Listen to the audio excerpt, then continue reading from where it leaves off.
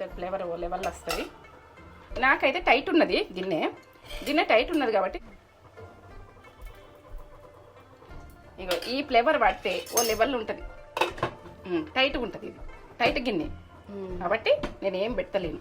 మీరు టైట్గా లేని వాళ్ళు తిరుగోలే మనకు మైదం పిండి అయితే మైదం పిండి, గోధుమ పిండి అయితే గోధుమ పిండి, ఏదైతే అది పెట్టుకోరు. ఎట్లా వచ్చిందో చూద్దామా, ఒక ఎట్లా వస్తుంది. ఇట్లా ఇట్లా పుల్లలు కావాలి. ఇట్లా తిరిగిపోవాలి రైస్, ఇట్లా తిరిగింది చూడు, ఇది ఎట్లా తిరిగింది, ఇట్లా ఇట్లా తిరిగిపోవాలి. తిరిగిపోతే పర్ఫెక్ట్గా నేను పెడతాను.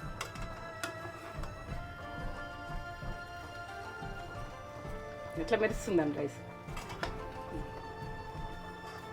కొంచెం అయితే గుంజుతుంది ఇక,